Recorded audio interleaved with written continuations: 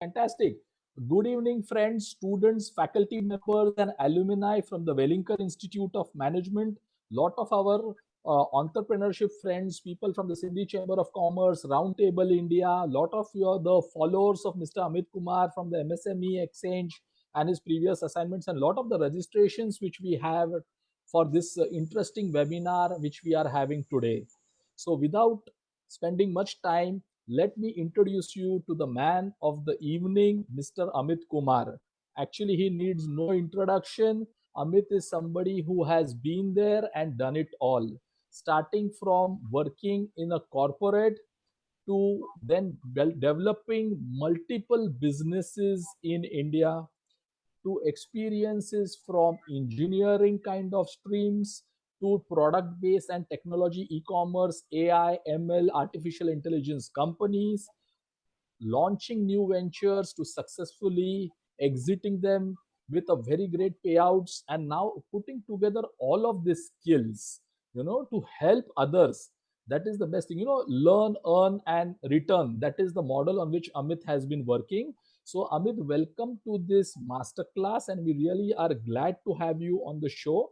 This program is brought to you by the Wellington Institute of Management, the Center for the Family Managed Businesses and Entrepreneurship. So, at the Wellington Institute of Management, which is fondly known as V School, we have an exclusive center and we run a post graduation program in entrepreneurship management, where usually second generation entrepreneurs and startup founders come to us for a period of 11 months, and then they come every month for a period of 7 days, learn the things, and then they apply those things and again come back. So when we were looking at somebody who can guide this student, and we are doing this for more than 15 years now in this particular family managed business program.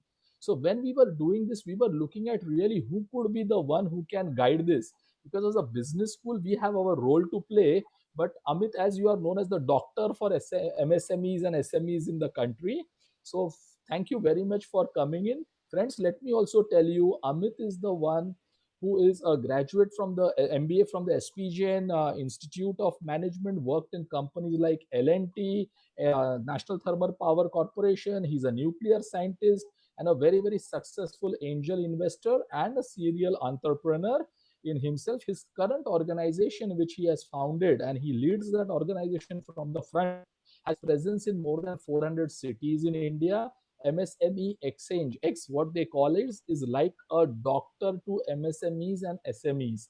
So this is a very unique concept on how they are helping MSMEs and SMEs in various aspects on need to know basis, and there are multiple formats in the way they engage with their customers, and they practice what they teach. That is very, very important. So welcome, Amit, and the format for the show will be ki, I don't want to tell much about yourself, but we want to know your journey, how you started, and the various ups and downs, and then where you are now and what you are doing. So that will be one area which we'll cover. And then if we would also like you to cover a journey from an idea stage to an stage of IPO. So the idea to IPO, how to start up, that also we would like to have some highlights from you. Everybody wants to start something, they want to do a business, but then there is something which is known as art of start by Ga Kawasaki, right? So that is something which we want to know from you. So welcome, Amit, and you can take it over from here.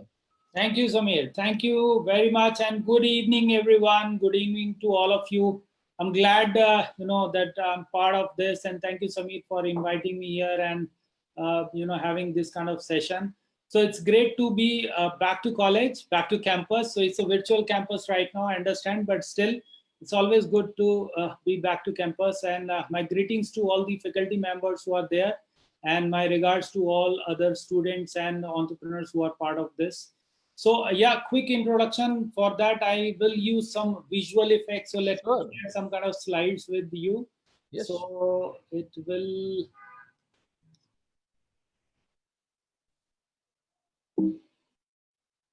So yeah, a couple of pictures you are seeing here. The way Samir explained, this is a brief on my journey. I am a mechanical engineering graduate from Punjab University.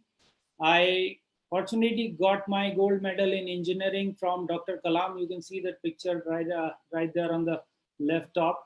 I had the aspiration to become a scientist, and then because I was good at studies, I wanted to do something on the science and research field. So I appeared for a lot of exams. Fortunately, I cleared the exam for Bhabha Atomic Research Center. I came to Mumbai. I cleared the process and I became a nuclear scientist. And I was fan of Dr. Kalam that time. He was president of India, and I became a nuclear scientist. I started serving government of India. I served NPCIL, which is Nuclear Power Corporation of India Limited, for almost 4 years. I even went to Russia on an exchange program where I represented Indian government in Russian Federation. After that, I decided to go for a different kind of career, from technology to management. So I came to SPJ in Mumbai. And from there, from campus, I was hired by L&T. L&T was a game changer in my life there. That time, 5 years spending with L&T, worked in multiple functions, traveled across the world, and was in a very, prestigious role where I was working directly with Mr. Kotwal and Mr. Naik as well a couple of times. And my boss, who is the executive vice president these days, Mr. Anil Parab, he groomed me a lot and I learned a lot of things from there. After that, did one stint in consulting and then went to US to serve KBR. Didn't like it much, came back and started building my first venture, which was Zimbar. So Zimbar was into home services, started this in 2013-14. And that was the time when 150 companies started in home services segment. And right, coming from the corporate experience and starting something in the digital and internet space was a very bold step that time. And still, me and my other co-founder, we took that step. We started Zimbar.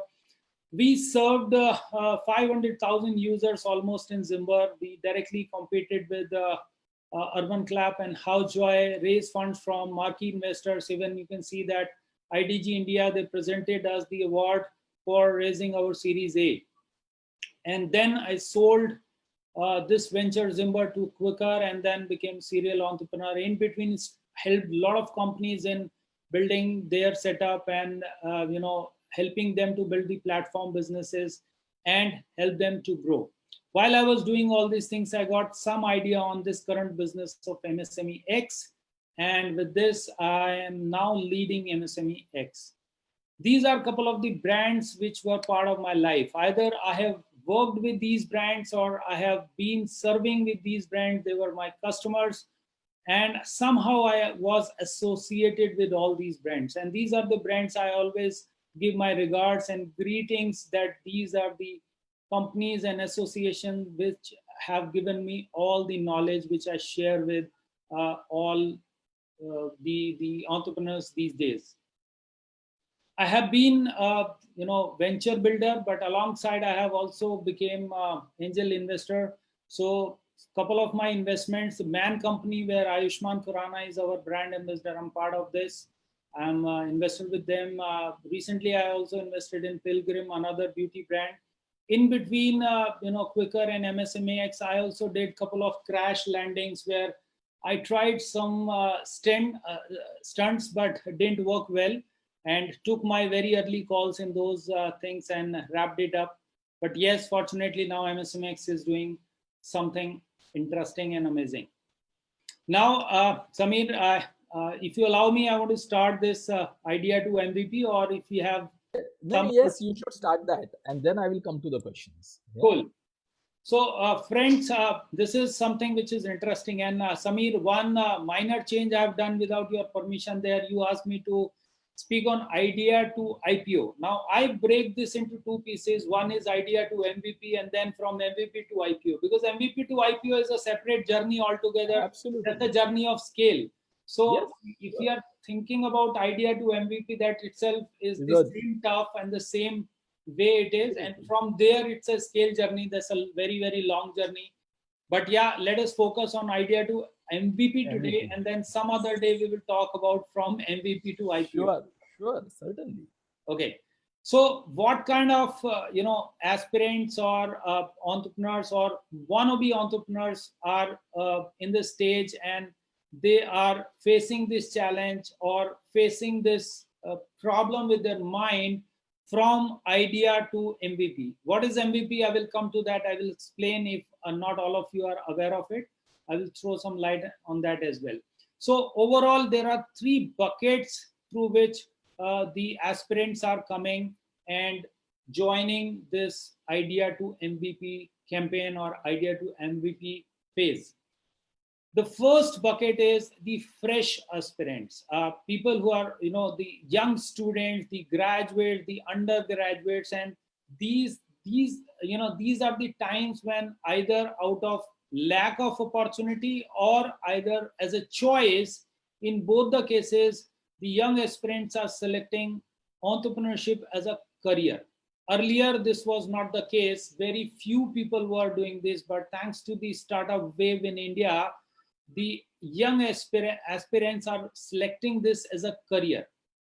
Second bucket is the corporate professional, people who are in a mid-level or senior level, management positions. They have gained experience anywhere between 5 years to 25, 30 years. There's no limit to the experience, but that at some stage they find out that they want to shift. They don't want to continue working in some company as an employee. Rather, they have some idea and they have some different sort of aspirations and they want to shift from that to this field.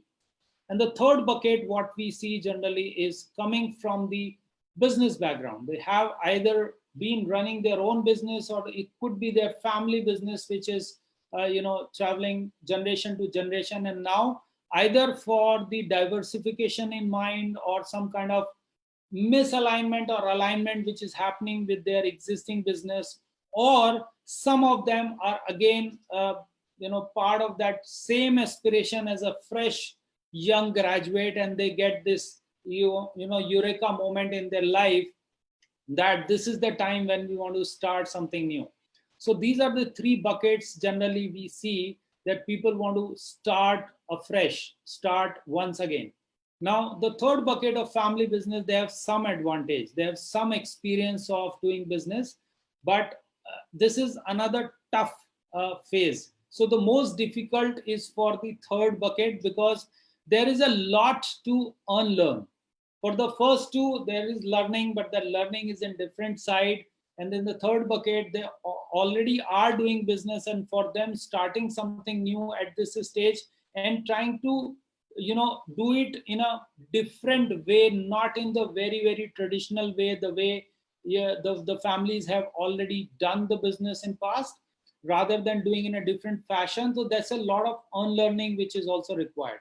However, in the first two buckets, because these people are mainly very open-minded and very open-armed, so they are always hungry to learn, and the experience is less in business, so for them it is more open ground. But the advantage with the family businesses is because they don't have to learn everything. They know dealing with people, they know the ups and downs, they know the risk which comes in, they know a lot of other things. But yes, people who are coming from that legacy and want to start something new in a different fashion altogether, I keep hearing it from family businesses that we want to build a business which is on autopilot. We want to build a business which has technology in place. We want to build a platform. Earlier, we were into manufacturing. We were doing trading or manufacturing. Now we want to build brand. So these are the kind of diversification or aspirational opportunities which family businesses come forward, and then we help them out. Now let us see the three-stage framework. So I call this framework as the IPL framework. It's like ideation and preparation and launch. So all the activities of starting from idea to MVP can be bucketed into three phases. So the first phase is ideation. Now this is a very interesting phase. This is the phase where the investment is almost nil. Almost nil, maybe few thousand investment. I don't call that as investment, but yeah, investment is almost nil. The main investment here is the time, the thought process, the meetings, the discussions. The monetary investment is less in this. But the challenge what I see is that this phase has 99% failure rate. 99% failure rate. Why? I'll tell you. lot of times who are not in the business and are thinking about the business, you will see that a lot of people, they keep talking about business ideas, because business ideas is not that difficult thing. You keep getting those ideas, but only very few people are actually executing this phase. A lot of people are dying. A lot of people are compromising just before this phase. They're not even entering this phase properly, because this phase requires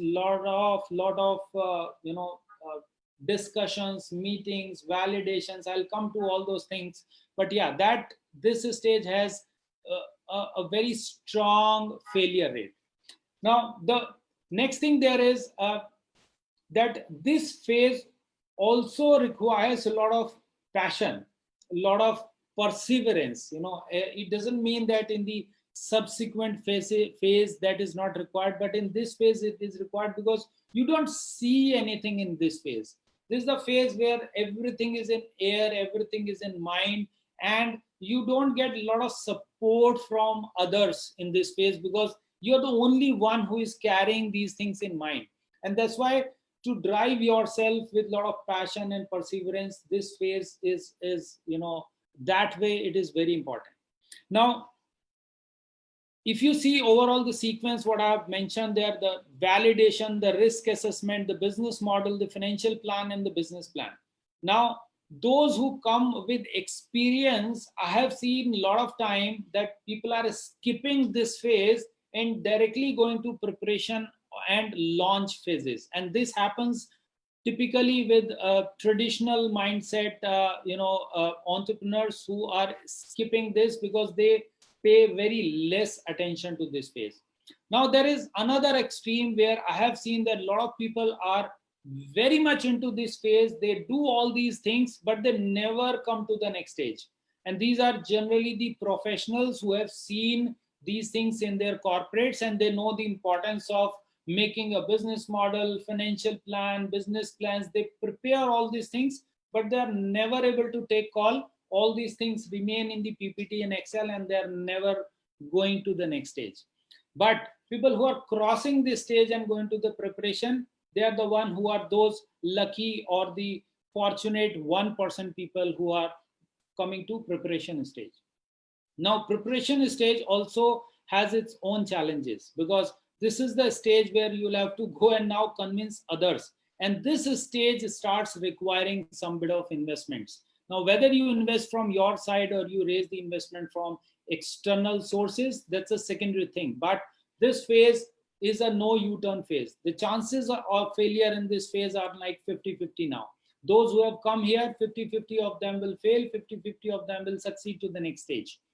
And the next stage comes, which is a launch stage, where we actually see the moment of truth, where we actually see whatever we have ideated, what is going to happen in this phase. Now, if I see the timelines, the ideation phase should, anyone should spend 1 to 2 months in this phase.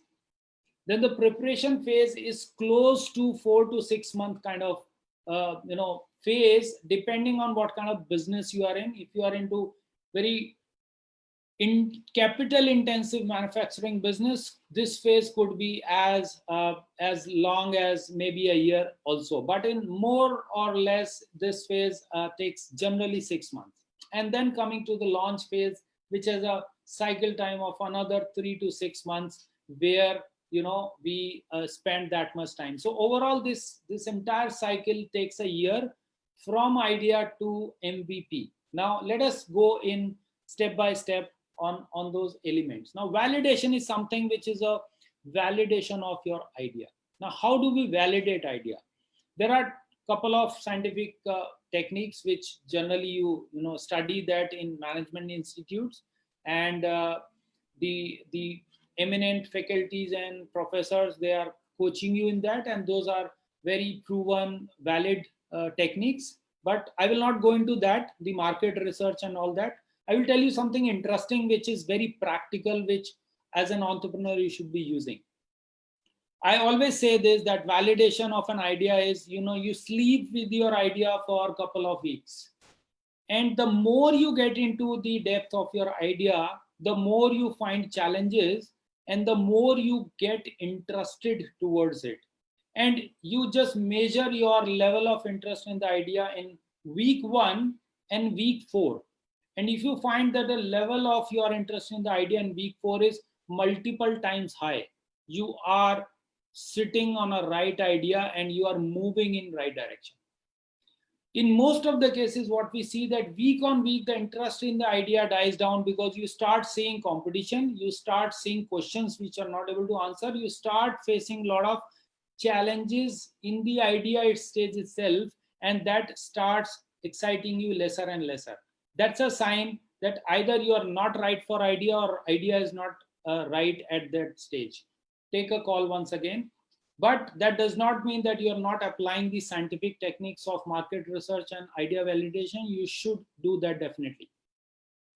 The next step there is very interesting, risk assessment.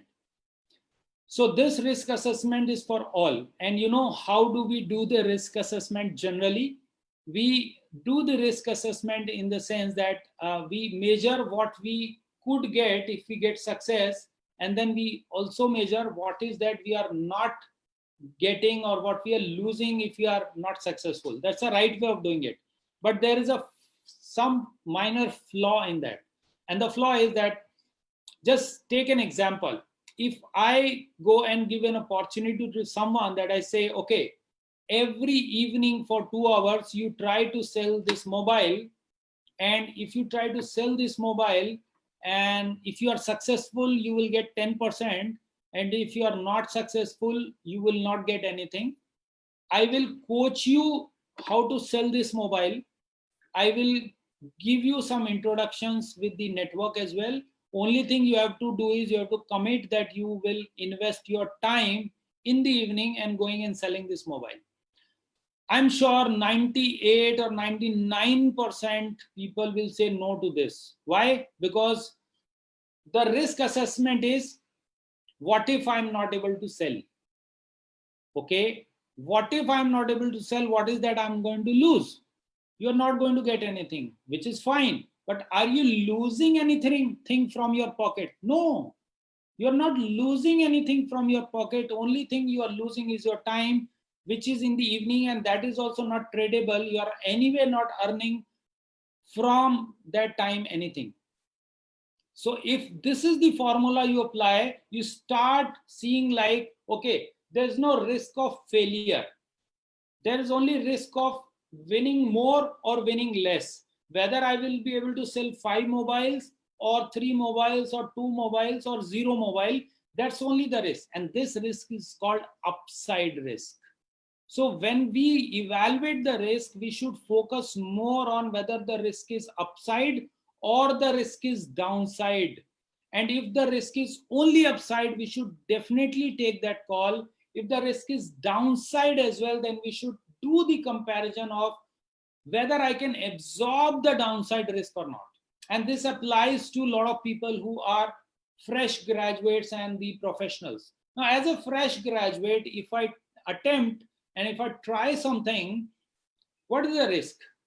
I may succeed or I may fail. Fail means what? I will not earn anything, which is fine. You are anyway not earning anything right now. You are a fresh graduate. But if you try, you will learn something.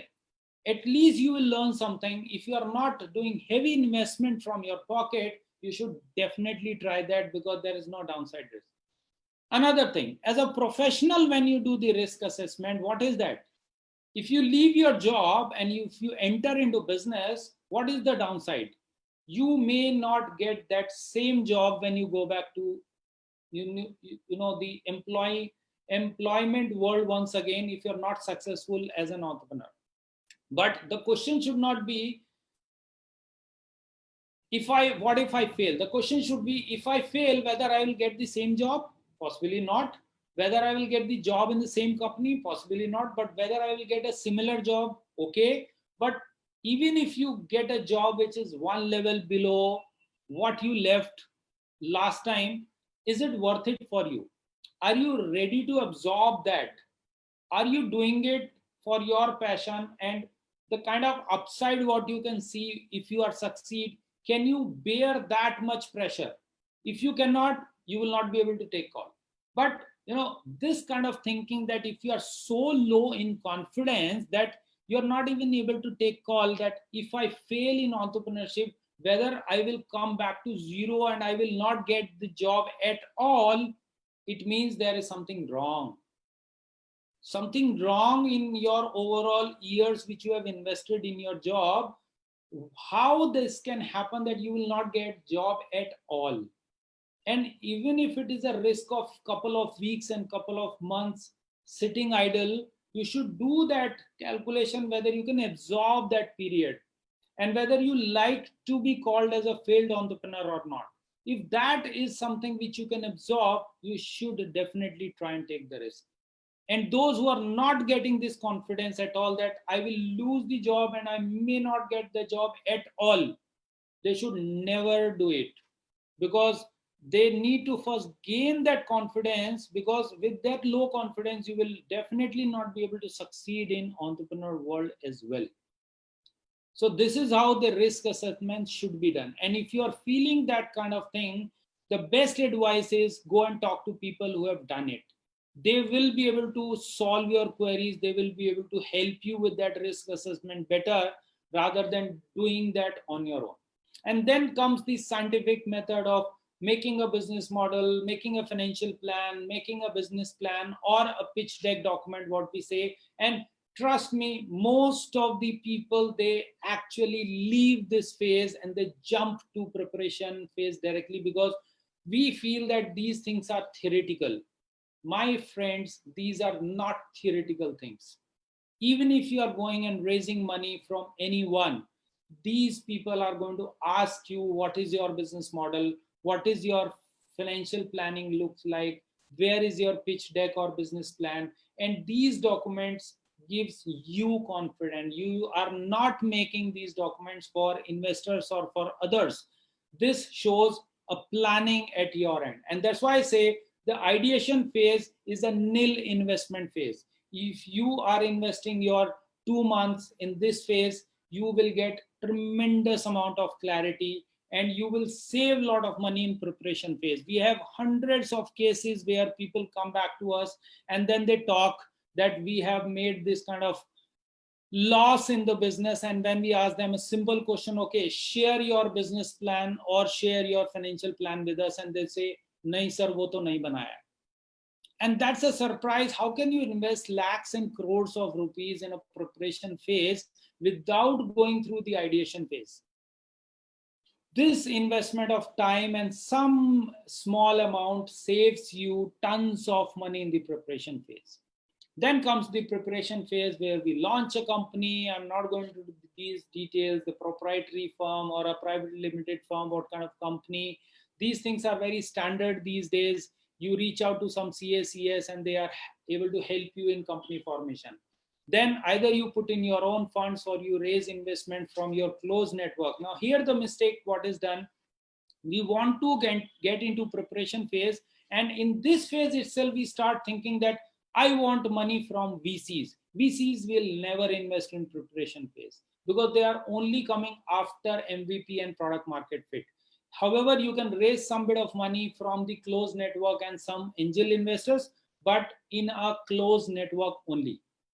Then this is the phase where you start hunting your co-founder or partner, and you also try and hunt your team, because team building is something which is important at this phase. You will not be able to do everything on your own, and convincing someone when there is nothing, there is no business, there is no product, there's no service, there's not even a single customer at this stage. How do you convince someone? Just selling your vision. That's a interesting phase which goes through here in the team building.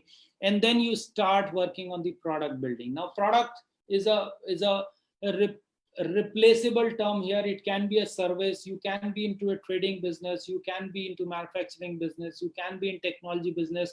Whatever you are there in, every business has a service or product, so you do that. Now one thing which I want to highlight there is, when you think about the business model, you need to have good clarity why you are starting. So there are two types of businesses I call. The first type of businesses are cash machine businesses.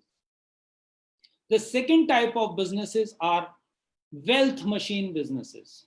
Now, the first type, which is cash machine business, is generally a trading business or a business where you are making money immediately. The gestation period or the break-even periods are very less in that case, and you are able to generate the money faster in this. But because there is no asset which is being built in the company, it is able to meet your day-to-day expenses of your own personal, family, and business expenses and your team expenses. But in long run, it is not a business which can give you a very good value. If you go and sell the business at some point of time, you will not get anything great out of it. So that's why I call these kind of business models as cash machine business models. The other kind of business models are wealth machine business models, where whatever you are doing, you are actually building a future wealth in that. You may be less in revenue, but you are building product, you are building brand, you are building IPRs in that, you are building technology, you are building an organization there that has a value. And the kind of structures what you are using, the kind of business model you are using, you are coming up with a disruptive and a scalable flair in the business model. And that's why these business models are wealth machines. Whenever you want to sell, whether you want to sell 10%, 5% for raising money, or you want to sell 100% for making an exit, this wealth machine is going to give you good amount of return on your investment what you will make. And then comes the third phase, which is the launch phase, where the actual moment of truth is coming, where you do the sales trial because you have not sold so far. This is the phase where you earn your first customer. You like that phase. You even remember the dates of that phase. You are testing the ground in this phase. So the sales is coming from the trial. Whatever theoretical work you do in the business model phase, whatever you build in the preparation phase, trust me, all those people who are thinking and jumping into the launch phase with a mindset of that I'm going to be successful in iteration 1, that's a wrong assumption. This is the phase where you have to do a lot of product and sales iterations, because your theory of business model and your theory of product building is going to be validated there. And generally it takes 3 to 5 to 10 iteration depending on how agile and how fast you are. And then you keep trying, and you keep experimenting your business model in this phase, your sales and value proposition in this phase, so that you are able to come to a MVP stage faster. Now, what is MVP? Let me spend a couple of minutes on that. It's a minimum viable product. Now, this is not only applicable to the technology businesses, or a POC, what we call is a proof of concept. This means that whatever you thought of as a business model, people are ready to pay for it. People are actually buying the product or service from you and they are paying for it. Now, there are certain businesses where there is no monetization in this stage. They try to monetize the business at a very, very late stage. In that case, this phase means that people are using your services a lot.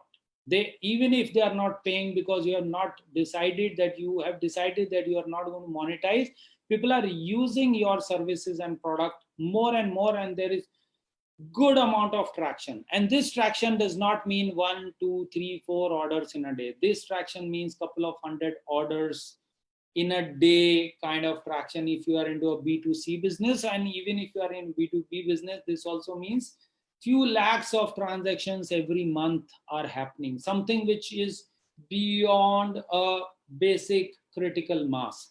That stage, if you achieve that, you have a traction and a paying customer base, that's called MVP.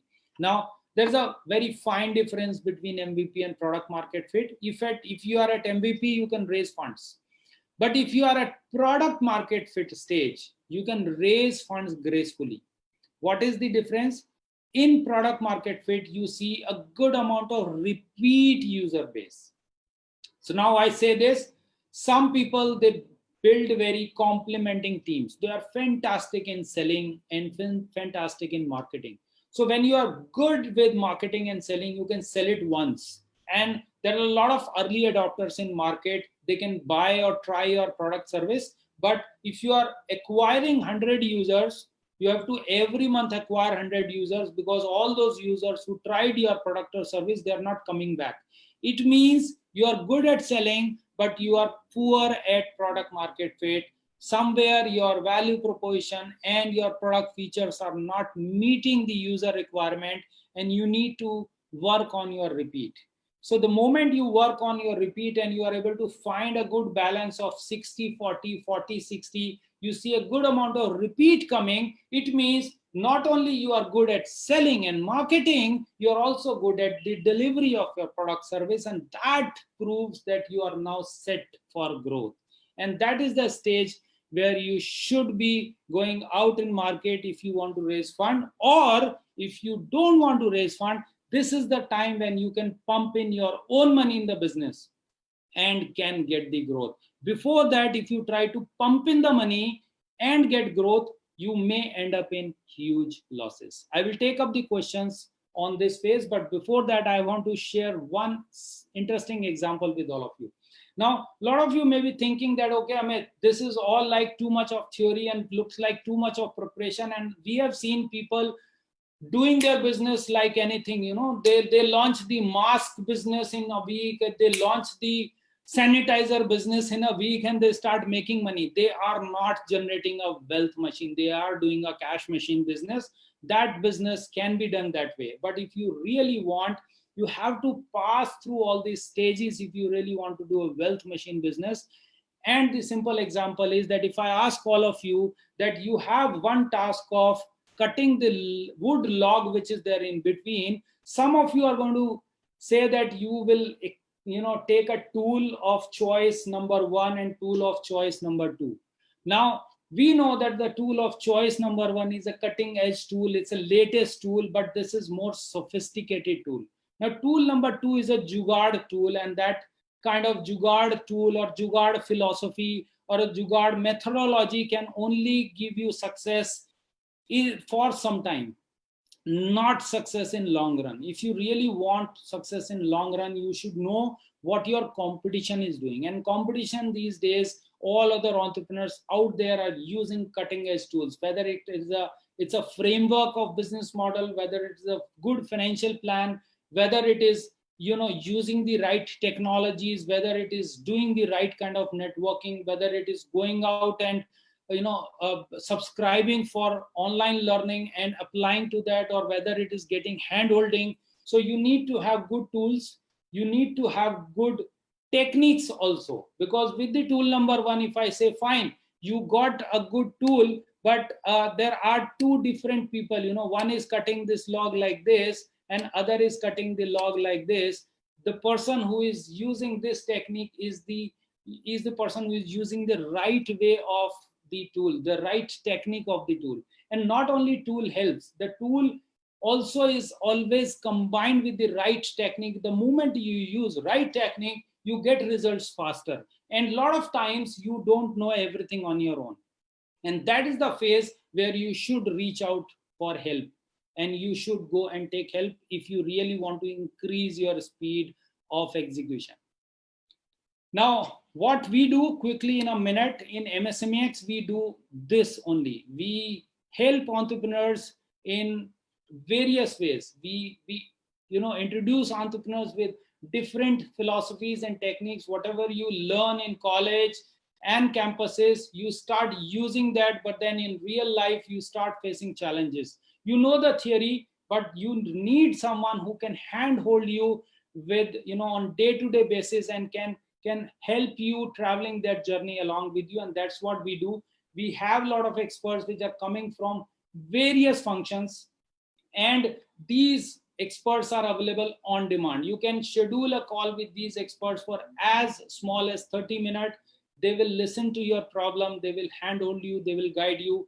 We have subscription programs through which people are buying our subscription, and they keep talking to our experts couple of times in a month. Whenever they face any challenge, they come for hand-holding support, and then we guide them. We have this kind of support. So whatever you learn in college, you go out, you apply, and then when you face challenge, and you do not have capacity to hire the functional heads, because functional heads may cost you a couple of lakh rupees salary each, but then you need that support definitely in your business. When you are building that, you are facing those functional challenges, and then you come to MSME's kind of platform where you can, in on-demand fashion, you can get the help of that micro advisory through these experts, and can you can enjoy that. Now, because we are digital company, we have digital channel of delivery, we have spread across 400 cities, we have served thousands of business owners already on this kind of format. So this is all about from my side. Now, Samir, I'm ready to take the queries and questions. Thank you very much. Amit, that was fantastic, very short, crisp, and to the point, and really explained the entire journey how an entrepreneur can start and where he can reach if he comes up with passion and really seriousness and understands the entrepreneurship. It itself is a science. It is not that you start the launch phase first and then go to the business planning, and which is the mistake many of the entrepreneurs do. They think there is an opportunity and I'll start trading. Yeah. So, keeping this in mind, Amit, what are the current kind of questions? Because you all are like the doctors for entrepreneurs and SME. You know the pulse, what is actually happening in the market. Because how people call specialist or go and visit a doctor, people come to you on need to know basis. So, what are the top 3 or 4 things which SMEs and family businesses are asking you, and also the people who had the dreams of being entrepreneur?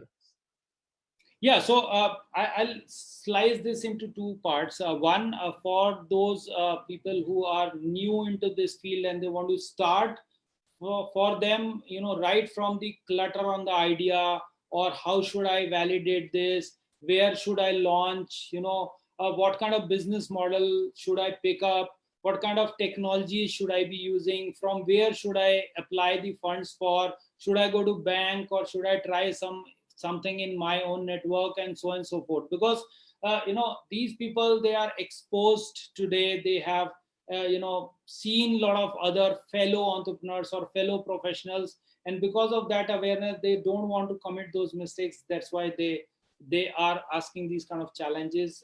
And the other side is the seasoned people who are there into the business now. Especially in the last 4 to 5 months, we have seen that the business models which were not on the rock solid foundation, they have started facing the challenges. Like, especially in this side, what we are seeing a good wave is go digital. So all those businesses which were there into the non-online format, and they were staying away deliberately, that no, hame nahi karna hai online. Everyone learned their lesson, and everyone is now finding that digital has no escape. Digital is something which is inevitable, they have to do it. And that's why we are seeing a lot of traffic on the digitization of the business. That can be anything, right from what kind of website we should have, what level of website we should have, because we know it, website from 20,000 to 20 lakh rupee each can take anything. Now, what kind of business should have, how much investment in that kind of questions come. What kind of ERP technology they should be using, what kind of performance marketing, which platforms, which channels are good for them, how they can go online, whether they should try a D2C philosophy or D2C approach, or whether they should try their own portal approach, and should they go and list it on Amazon, or should they go and list it on industry buying, what is the right platform for them. So these are the kind of things which we are seeing here. In addition to that, there are a lot of family businesses which are now thinking beyond what they were doing, and some of them, they are ready to invest also, and they also come and seek our help, that you guys are already talking to a lot of businesses, so you have some better awareness on what kind of opportunities could be good for future. So we are helping them as well in those phases. Sure. So, Amit, at the Wellington Institute also, the kind of students who come to us come typically with 3 or 4 challenges which they want to address. Who comes to our family business program at V School?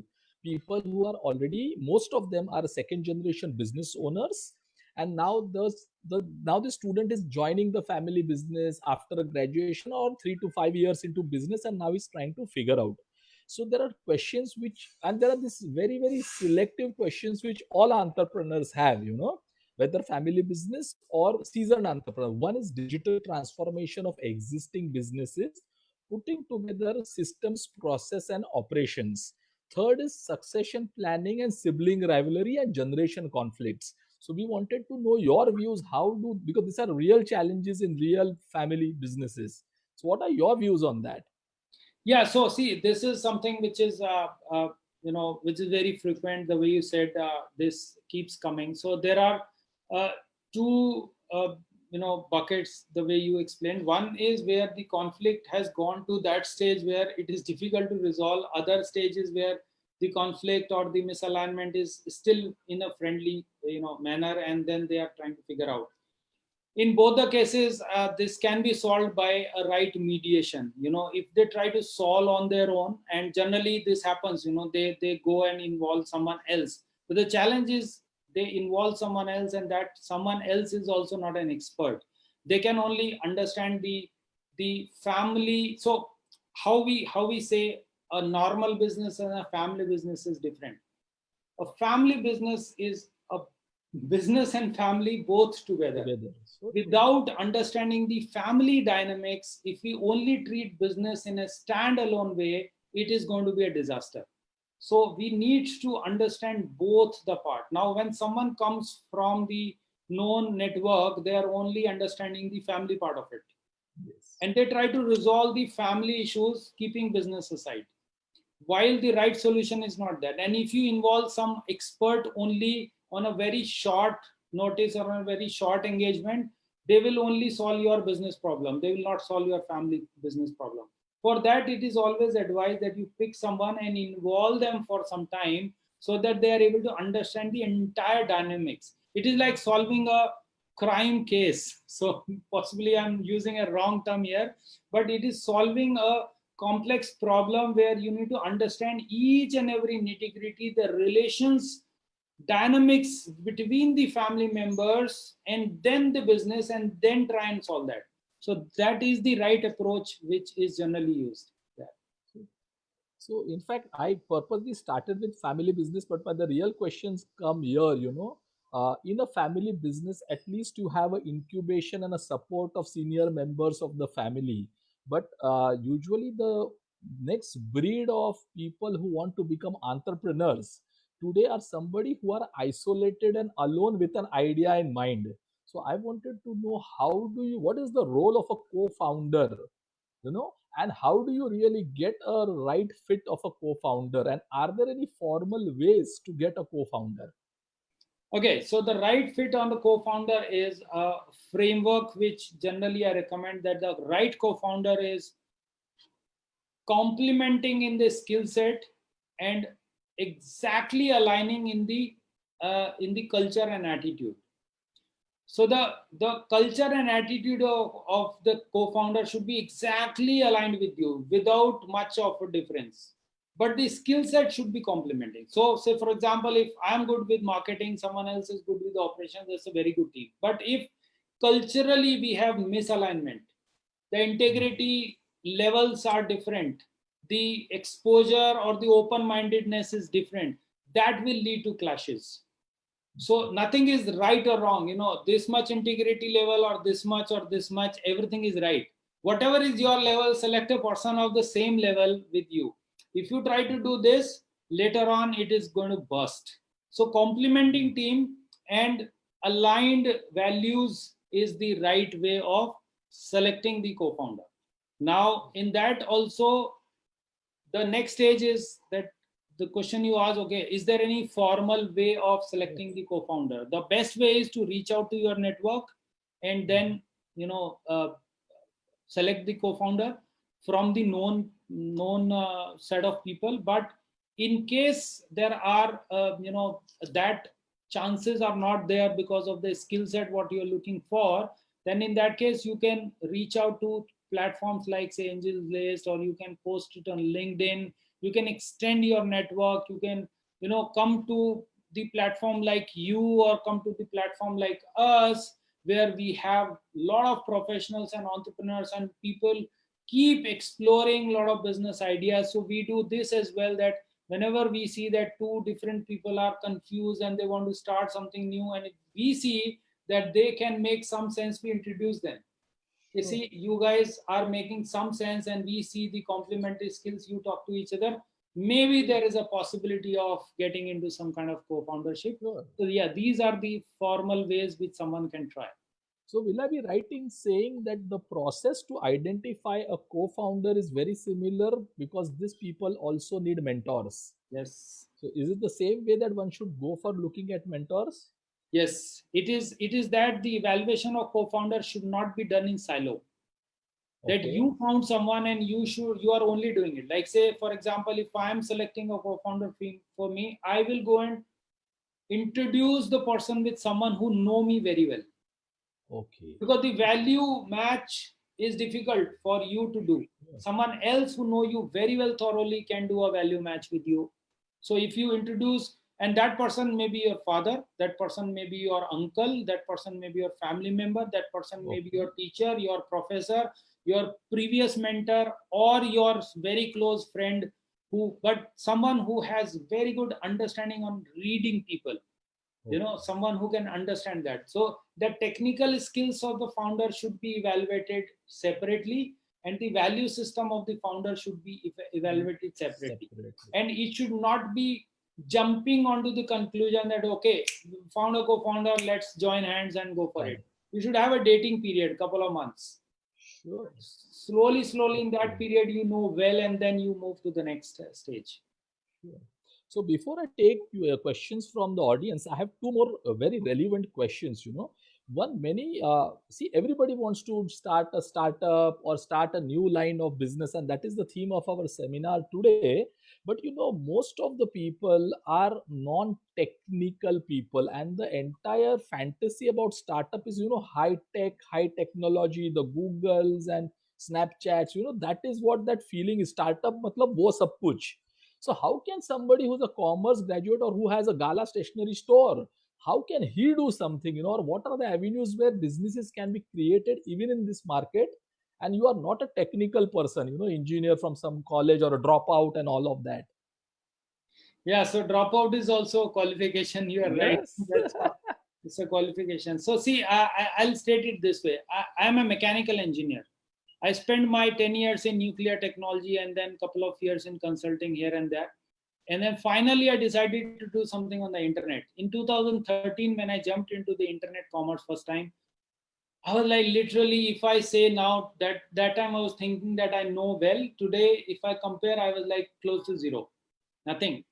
But still, there was one thing clear that, okay, very fast learner, I can learn anything, I can try and do it. And what max will happen? Maybe I'll fail. Fine. I will go and do something else in life.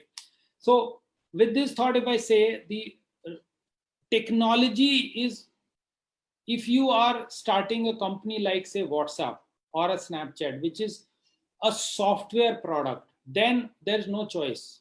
Then you have to have deeper understanding of technology. There's no other choice.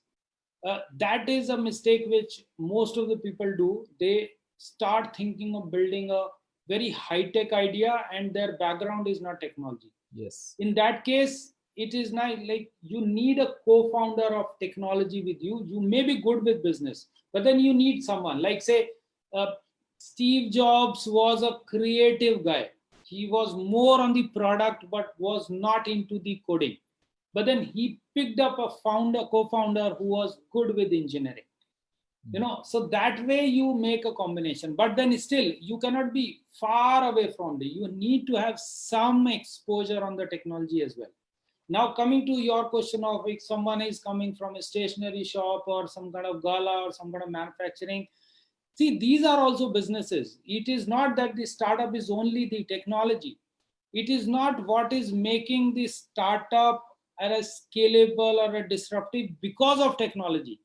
Technology, if not is your primary product, can technology be used to transform your business?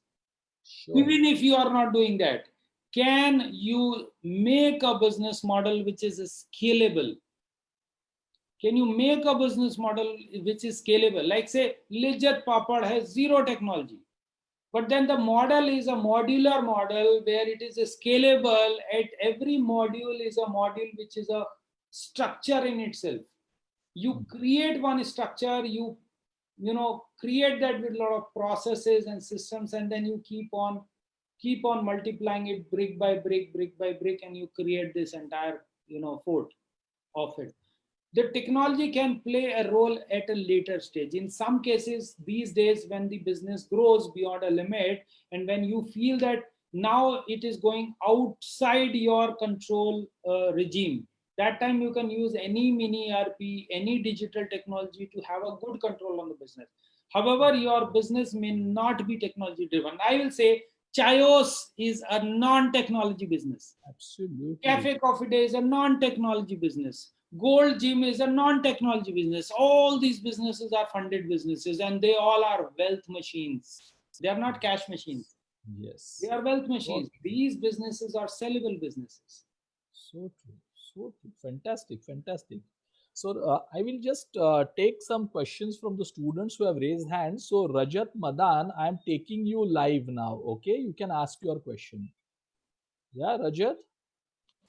Yeah. Hi, sir. Can you hear me? Yes, yes. Unmute yourself. You can introduce where you are from, and you can ask your question, please. Yeah. Hello, Mr. Hope you're doing well. Hi.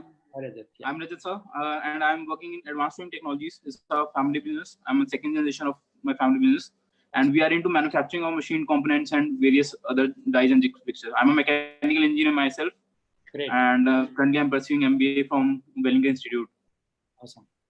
So basically, when the lockdown happened, sir, so I had a lot of free time on my hands. So I started thinking, and I had an idea. So I started working on it. So now I would explain you a bit in which scenario I am. Then I'll ask you my questions. Before that, I would like to thank Dr. Samir Khalkanis, Dr. G, and Wellington Institute to provide us with this opportunity. Yeah, so now I am at a prototype stage, right? I have a working prototype, and let's say my product has about 10 different components, right? Now I want to make a transition from prototype to production, and as you are also from technical background, you understand that production of a single piece R&D have different manufacturing processes than from a mass production, right? So now I want to make a transition from a prototype to mass production, but I'm not able to decide what path to take. I have two paths. Basically, if I buy these components in bulk, I get a bulk discount from my vendors, right? But they block my cash flow and my inventory, basically, which is I don't think makes very sense right now, because I have to be cost effective. And on the other hand, I think to make my product cost effective and feasible in the market, I have to buy these components at a competent prices, which I will only get in bulk buying. So I'm not able to decide which path should I take, and how do I predict the market and calculate the economic order quantity without having the parameters to calculate it. So this is my first question, and second part is basically let us take Rajat one by one. Yeah. The classic problem what you are facing, and you are not facing it first time in the world, and the kind of solution you are trying to find out is also a very traditional solution. Now think non-traditional way. Think it this way, that the first lot or the MVP stage is not to make profit. Right, so that stage is to test the market. The objective there is not to make money, because you are not building a cash machine, you are building a wealth machine. So the stage is not to make profit. So why should you order bulk material? That's a question itself. Why? Because you don't know whether it will be successful or not. And I told you, during that my presentation, that till the time you find a good market fit, do not invest, do not pump money. Now that pumping money can be sales, marketing, or buying inventory, buying raw material, anything. Right, so you should buy the smallest quantity possible, and even if you are selling at 400 rupee and one product is costing you 4,000 rupee, it is worth it. Yes. Because you need to check whether I am able to sell it in 400 rupee and people are buying. They don't know what is your cost. Yeah. They Right, don't sir. know whether you are buying in bulk or not. They only know they are buying it 400 rupee and you are taking feedback from them whether it is worth it for you or not, and whether they are buying it again and again. The moment they are buying it again and again, now your calculation is with you, where you have done the calculation that, okay, today it is costing you 4,000, but when you will make 4 lakh pieces, it will cost you 200 rupee and then you will make money. Right, sir. So the MVP stage is not to make money. Just remove this from your mind and Yes. you get your answer. Right, Very, sir. very relevant because people want to start and make money in the first From day order. one. Why? Yes, so Right. true. So true. So true. Yeah, next question. So yeah, basic this was on my main question that I wanted to make the transition, and it's as you explained in the IPL part of your webinar. So I was had a pretty clear idea what the answer gonna be. So, but I just asked for some. Sure. Perfect. Thanks, Rajat. I'll take Thank the next one.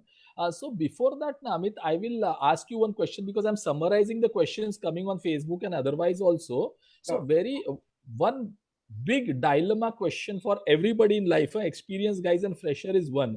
I want to do a business, but I don't know to क्या धंधा करूं. इसका क्या answer है? मुझे कुछ Okay. करना है, हाँ? नया करना है, कुछ करना है, बट कैसे करूं और क्या करूं? Okay, so first call is what I want to do, cash machine or wealth machine. That is the first call. Very Because good. if you see, wealth machine will require investment. Mhm. Either you have ability to sell your credentials and to raise money from investor or from my dad or from my uncle. It doesn't matter. Can my dad give me money? Can my uncle give me money? Can investors give me money? In all the cases, I should have good credentials and good credibility in market to go and raise funds. In that case, I should take a route of wealth machine. But if I do not have that experience and that credibility in market, or my dad is not that rich, or I am not confident on going on pitching to the investors, I should start with a cash machine. Start with something which is tradable, where you can immediately make money and you can go for some months and you save that money. Whatever you are earning, you save it, you gain experience, and slowly you are building the credibility also, you are building the cash also, and then from there to this side you turn it. So someone asked the question, if I have very less investment, what should I do? Yes. Start a business which is a cash machine business, but not with the vision that you will always remain in that. No, something where you will at the right time change the gear, and from here to here you will switch. In fact, that was a discussion, Amit, if you recollect, we had yesterday, and I was explaining you my business model at Yanko Executive Education as a reselling model for big mega universities, but it's a cash machine business. So today's presentation, my takeaway was that I could understand that mine is a fantastic, profitable cash machine business, but not a wealth machine business. Yeah. And there is where I was speaking to you about IP creation yesterday. That's Correct. fantastic. So keeping again, taking the same question again, which I asked you and which you answered just now, still there is one person has to understand whether it is a cash machine business or wealth machine. That is the first part. But then the bigger question which most of the people have now, कुछ तो शुरू करना है, कौन से line में शुरू करूं? And you can see here somebody say मुझे spices powder बनाना है, somebody wants to start a finance business. So कौन सी line में शुरू करूं का, what is the answer? See, इसका आंसर देना बहुत मुश्किल है ऐसे blindly. I always say it this way. What is the long-term aspiration? So today, if you have a limited aspiration, and having limited aspiration is not negative thing. Yeah, please don't take me wrong. Some people take it negatively. Then नहीं मुझे तो बहुत बड़ा करना है life में. ठीक है, सबको बड़ा करना है लाइफ में, बट स्टेज वाइज आता है, सबका कैपेबिलिटी अलग अलग होता है, सबका लक भी अलग अलग होता है. Luck also matters there. But whatever we are doing, if we want to raise money from investors, and if we really want to take very high risk, we should do a market research and see whether the business has huge potential or not. But if that is not the game which you want to play, we cannot bet everything there. We cannot take, or we don't want to take too much of risk. Then in that case, other way of doing it, that limited risk. And in the limited risk, and if the objective is that I want to make few lakh and few crores in coming years, then sky is limit. Do anything. Even if you are selling cow dung or gaumutra, everything will run. Everything is sellable, provided you are setting the right business and you are able to sell it right way. Because in an economy like India, the demand is huge for everything. So true. Whatever. If the problem is like, if you are not able to sell, that's not a business market problem. That is your problem. You are not able to sell. Someone else is selling and making money. It is not a market problem. People don't want to accept the failure. People always want to, they want to put the blame on market. Market is not good. This is not good. That is not good. That's not the right. Market may, see, it's like, I was talking to someone today itself, and then I was discussing, okay, market is shrinking. I said, okay, how much it is shrinking? It's like, someone will say, I was not getting admission into Wellinger. Why? No, because the seats are less. No, guys, there are a couple of 100 seats and you want only one. You are not doing a bulk trade there that out of all the seats, I am trading 50% seats. If you are a market leader, then you are impacted by market shrinks. If you are only fraction in market, doesn't matter. For you, you are taking one drop from the ocean. Even if the ocean is half, it is still enormous for you. Doesn't matter. So these are all high flyer theories which are applicable to leaders of market, not for early stage people who want to start the business. So true. Fantastic. Absolutely. Absolutely. Completely. So, what is your message, Amit, to the youngsters who will graduate in, Mumbai and India now in the next few weeks? In fact, what is happening because of the pandemics and the delay in the results and the ambiguity currently, things are going to be difficult in terms of getting jobs. People who are in jobs are finding it difficult to retain jobs. So, as a business school and Wellinger, what we are trying to tell people is this is also the time to study. This is the time you prepare. You want to be an entrepreneur, do formal studies on entrepreneurship, family businesses, come to companies like yours, take the right guidance. This is the time when things are slow, you can prepare faster, and then when the right time happens in a year or so, you are ready to go in the market. That has been our suggestion. But what is your view on the people who are passing out now? Should they look for jobs or start something? Okay, so in this market, going for job is not a good idea. True. I'll tell you. And going for a full-time job, so definitely not a good idea, because in this market, there is already a job cut. There is already a lot of firing which is happening in the market. So in such cases, even the experienced people are available at a very attractive salaries and prices. So in that case, that's not a right thing to do. The good thing is, if you want to gain the experience, now the companies are also feeling distress, and because of that, companies want to hire the employees on a gig economy model. Yes. Where they are saying that I don't want you 100%. The way like MSMX is also a gig economy model. When I'm saying that a branding expert will cost you 5 lakh rupee a month if you want to hire them full time, you don't need that. You schedule a call, pay 2-3,000 rupee, and get the same expertise of that. It's like getting a taxi or for a month, rather than that you know get into a Uber for 2 kilometers and pay 200 rupees. So it's a gig economy or affordable shared economy model.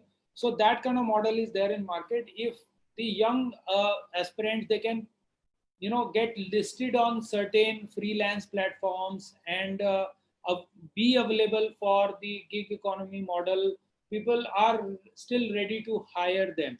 The second lesson or the second advice I will say that, do not try to be too choosy, because the lowest risk is what?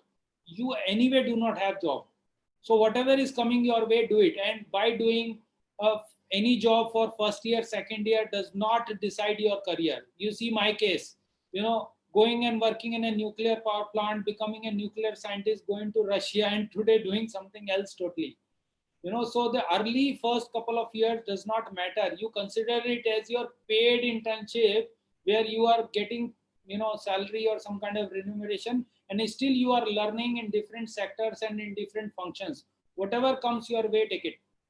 Whatever comes your way, take that. So the best way, like how I assess the candidate. When I ask the candidate anything, and after that is done, I say, fine, if I hire you for zero salary, will you still join? And it's a trick question, and I want to listen the answer. A lot of people fail in this answer, and I'm just checking what kind of risk someone is ready to take, and that shows the confidence also. The best answers comes to me in these cases that, okay, fine, I am ready to offer my services for a month. If you like it after a month, pay me. If you don't like it after a month, don't pay me, fire me. That's a beautiful answer.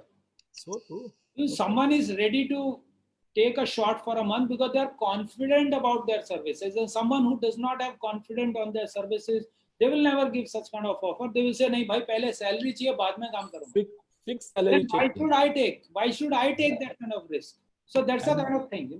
That's another piece. The third is the way you said, those who can afford to get educated.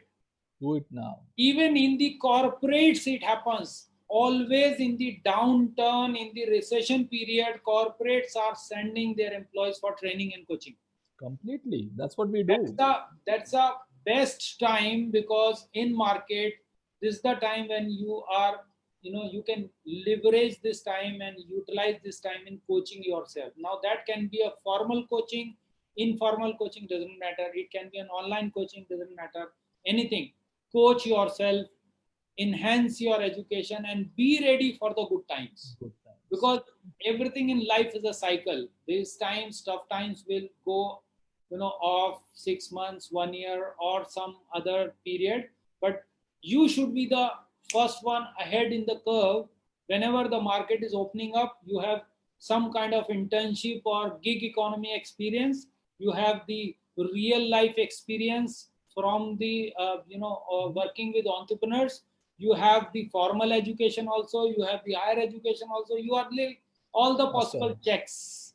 Yes. And here in India, that in US we know this. People go and work as a waiter, as a delivery boy, anything. They come from good institute. They don't mind. They just want to earn money and get experience. Anything.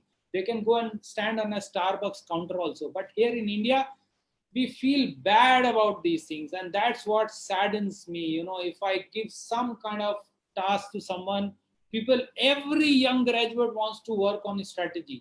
कि भाई पहले strategy के लायक तो हो जाओ. So true.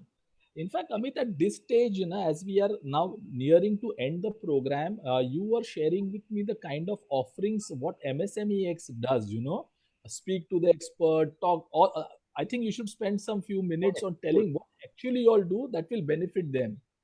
Cool. So we have models, various different models. We have 3 models. So what we see that anyone who is starting a business or already doing a business, there are phases in their life cycle. The first phase is when, as an entrepreneur, you may not be knowing everything. Like I discussed a couple of things today in which you may not have heard what is POC, what is MVP, what is product market fit, what is the difference between these two stages of MVP and product market fit. I see these things very common.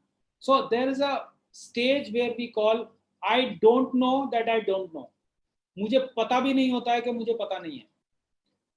From this stage, moving to a stage where now I know that I don't know. Now today you have heard something new. Now you know that this is something which exists, but you don't know the detail. Now you are curious. You're curious. You want to find out the answer. Now your journey actually started. So for first stage, we have a lot of videos and a lot of live webinars and master classes for entrepreneurs, not on the theory. See, theory Wellinger is teaching already. We are teaching something different where I'm sharing my practical experiences. All other experts are sharing their practical experiences, something which is beyond the theoretical syllabus. So it is important. I'm a scientist. I know the importance of theory. I'm not degrading that. Theory is important. But once you understand the theory, you start applying, you face challenges. That time you need to learn something from the practical person. And those kind of courses, webinars and master classes, we call that listen to expert, where we help you in awareness. Then the next stage comes, which is talk to expert. Now you know that you don't know and you are curious, you want to know more about it. Some of you will schedule a call with me. Some of you will go to MSMEX platform and you will explore other experts and you will schedule calls with us. That's a stage of curiosity where you want to know more about it and you want to know how. And this is the stage, or this is the product of talk to expert. And then the third stage comes where some of you say, fine, we are convinced, we know it, we know how or also of it, and we are trying to do it. Now you handhold us, you help us in step by step process, and now you want to engage some of our experts. And engagement is again not a 5 lakh rupee a month kind of engagement with a brand person like Ameya, because you cannot afford that. But you can hire Ameya for as low as 10,000 rupee a month, because you only need 4 to 5 hours of Ameya. And you can definitely pay 10,000 rupee a month, and you can get the advantage of Ameya for 2 to 3 months, and he will handhold you in your journey of brand building. So this is our model where we make the experts affordable to you, people who have been there, done that, who comes with the right experience. Very nice.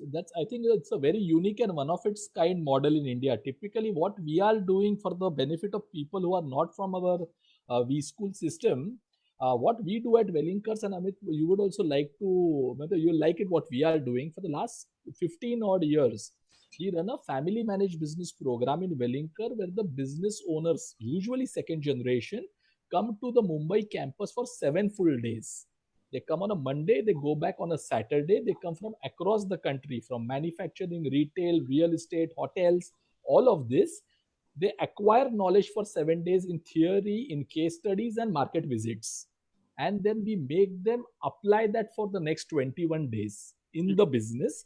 And 1 day is kept for really assimilation. And then there are a lot of family parenting sessions. And then we, after first 2 or 3 weeks, we show them tangible results. And then is the time when we now get into their individual customized business solutions. So that is what we have been doing. We are very, very strong on operational excellence, on manufacturing, cutting down cycle times, increasing fair. We are not those startup types, basically. We are hardcore things. And then I'm sure these students, after a period of 11 months, we also take them to Japan for 2 weeks and show them actually the processes. And then they become alumni of the institution, and all of those happens. But I am sure, Amit, there are a lot of synergies which will happen between the Wellinkar Institute of Management, and I will put you through, and I'll see that we can interact with our faculty members and with your expertise. And I think there are a lot of things which we can do together to help the young entrepreneurs in India. Correct. So you are always already solving the first phase, where you are helping them to get its awareness by taking them to Japan, by introducing applying world-class faculties and the syllabus and the entire theoretical knowledge, and then they will apply that. Applying. You are also helping them with some bit of application, but this application is never ending. There is where you all can have a role to. People need to revisit their business model, remodeling, and every time they come up with new ideas, new geography launches, new. So this is a never-ending thing, and that is where we play a role. That once you study things formally, you come, you start applying, and then you need to have a pool of functional heads, and then you cannot hire the functional heads.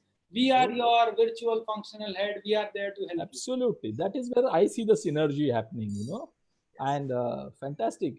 So let's be in touch, Amit. And again, on behalf of the Wellinkar Institute of Management, my team at the Yangpo Executive Education, and your team at MSME Exchange, for all of us to put together such an interesting show today.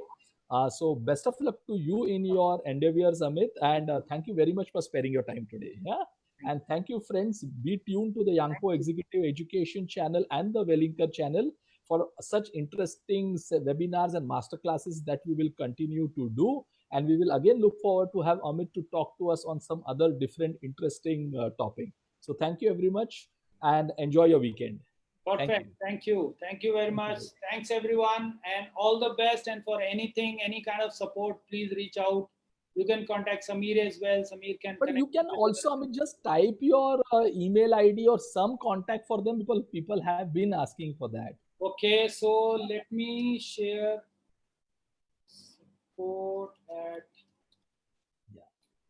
support at msmex.in. Sure. Please reach out on this ID and mention about the today's event and Dr. Samir's name, so that my team will recognize you immediately. Or otherwise, you go to msmex.in And on this, you can find my profile. You can find other profiles also. Just 2-3 clicks, and you can schedule a call, and we will talk one-on-one. Fantastic. Exclusive time for you. Fantastic. Thank you very much, Amit. Yeah, so let's be in touch. Thank you very much, everybody. See you soon.